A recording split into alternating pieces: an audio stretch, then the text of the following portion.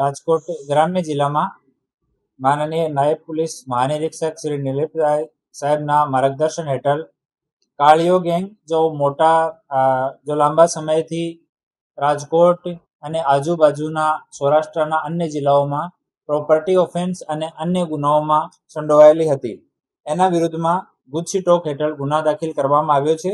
અને આ પૂરી ટોળકી વિરુદ્ધમાં ટોટલ 47 જેટલા ગુના દર્જ છે અને ટોટલ 9 આરોપીઓ આમાંથી છે. આમાં 6 આરોપીઓની ધરપકડ કરવામાં આવી છે.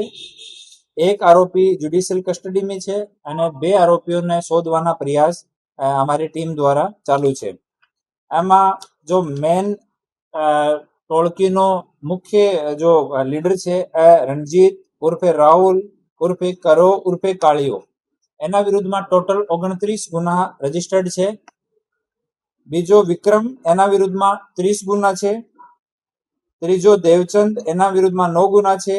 નારણના વિરુદ્ધમાં 6 ગુના છે. જીતેશના વિરુદ્ધમાં 12 ગુના, ઇનેશના વિરુદ્ધમાં 4 ગુના, પ્રકાશ ઉર્ફે પક્કોના વિરુદ્ધમાં 12 ગુના, સાગરના વિરુદ્ધમાં 5 ગુના અને વિજય ઉર્ફે વિજલો એના વિરુદ્ધમાં 19 ગુના હાલ દર્જ છે.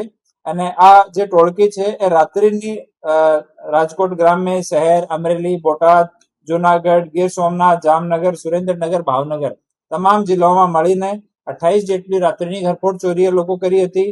બીજી જો ચોરીઓ છે દિવસની ચોરી અને વાહનોની અન્ય ચોરીઓ એ 7 કરી હતી. એક મર્ડરનો ગુના ટોળકી ઉપર છે, ગંભીર ઈજાના 3 ગુના છે અને પ્રોહિબિશનના 8 ગુના છે. આમ ટોટલ 47 ગુના છે એ ઓન રેકોર્ડ લેવામાં આવ્યા છે, જો છેલ્લા 10 વર્ષના છે.